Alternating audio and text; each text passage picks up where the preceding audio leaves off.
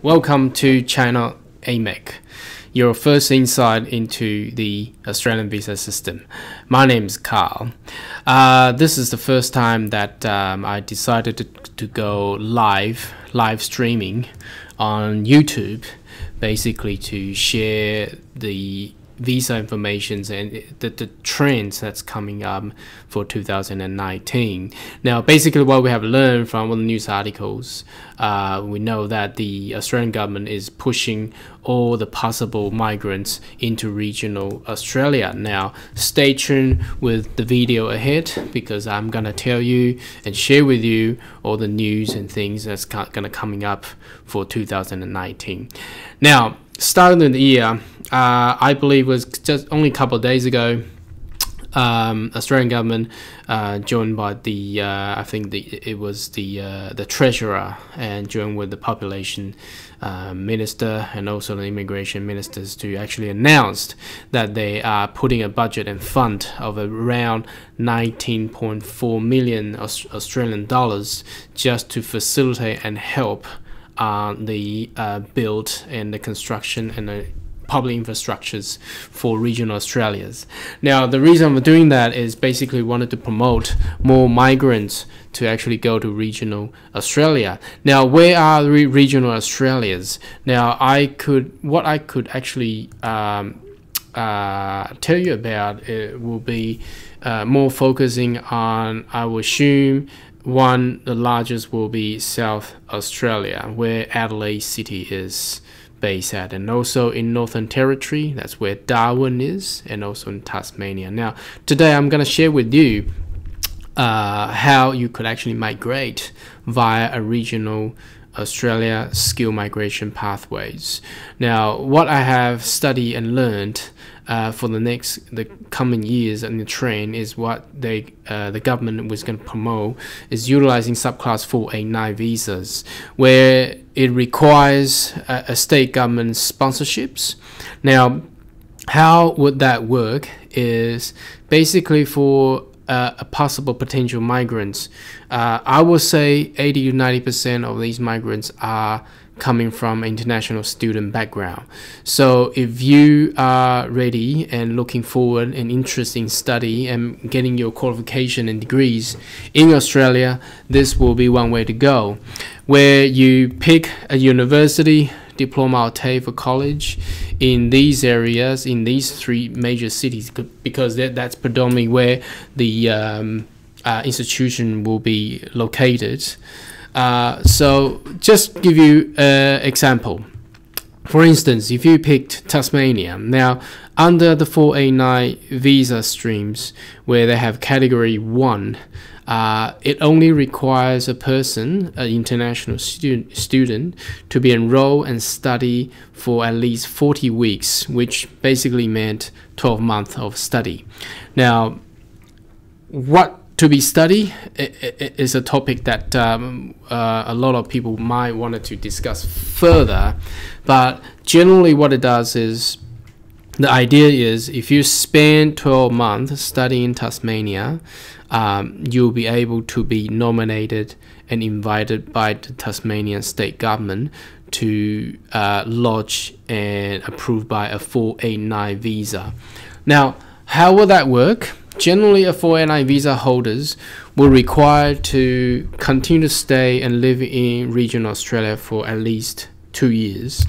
The visa holder will actually get about 4 years of the visa.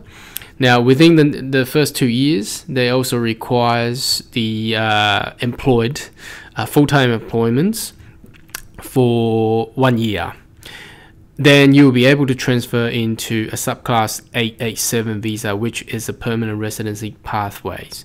So basically, man, if someone wanted to be enrolled and study in Tasmania for 1 year, that's one way straight, pretty forward. So what the immigration department will like to achieve, and the Australian government will like to achieve, is to get the migrants actually stay in regional Tasmania, Hobart, which is in regional Australia, for at least, you can see, at least 3 years. So basically wanted to get you to stay there for long enough that you would settle into the regions. Now that's how Tasmania state government will actually promote.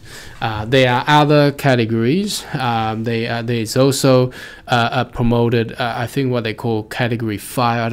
I don't recall the actual, it's 5A or 5, but it basically promotes small business owners. So if you study and you got your graduate visa, you have been in Australia and you are entrepreneurial, you have done some business and with a background, and you would like to continue to have that business to be established in Tasmania, preferably Hobart, and then obviously you need to provide a business plan. Then Tasmanian government will actually invite you under the 489 stream as well. There are others for offshore professionals and skills, but today I'm basically going to share you with a couple of what they have at the moment, which we believe it's a very easy go.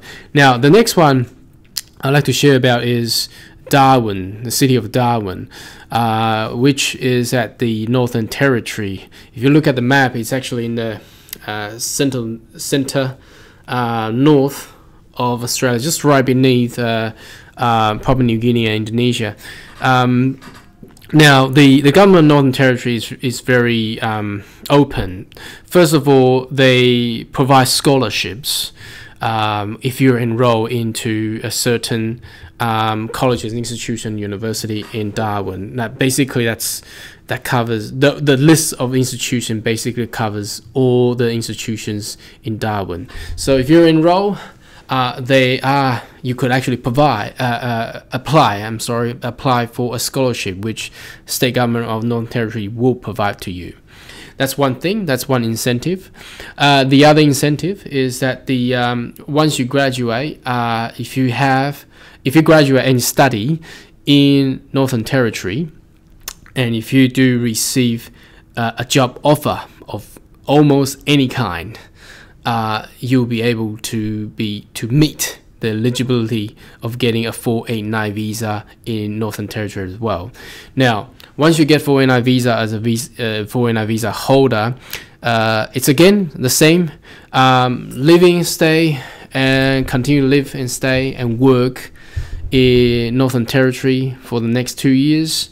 You'll be able to transfer into a permanent residency in Australia. So what Northern Territory state government promotes is basically they want you to be there, study, getting educated in Northern Territory, and they get a job. And the occupation list is basically anything that you can actually imagine of. And then you will be able to stay there and obtain permanent residency from Northern Territory government's sponsorship. Now the next one is South Australia, which is where Adelaide City is, a city that I really like.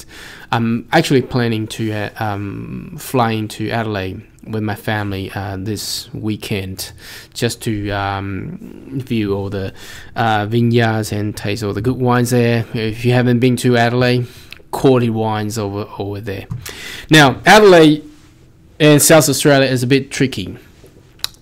Although it seems like the skill occupation list for South Australia actually opens up for almost anything, but it does have a lot of conditions. Now these conditions are achievable, unlike New South Wales, Victoria and Queensland, where a lot of condition is actually quite hard. They're actually looking for very experienced professional and very limited number of skill occupation within the other states of Victoria, New South Wales and Queensland. Now South Australia does open for a lot occupation to be invited, but today I promote these 3 regional Australia cities or regions.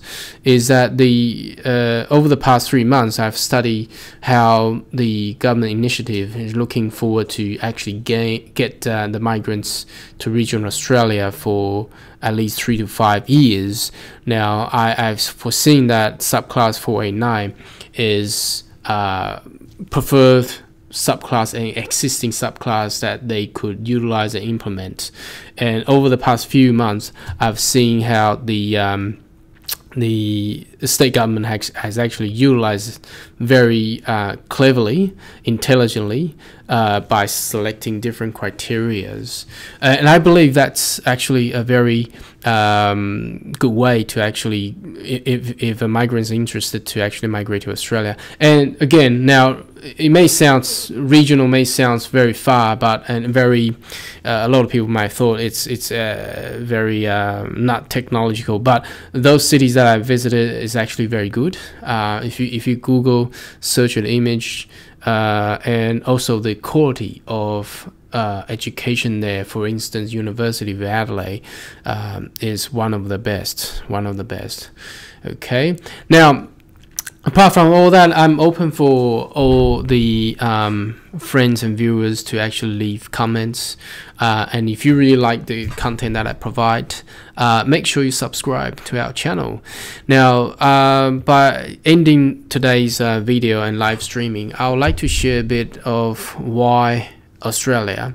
Now, I was personally interviewed by one of my good friend, and who owns a very successful digitalized IT business in Australia. Now, they asked me the question, why Australia? Now, let me share with you the reason we've been promoting Australia for long.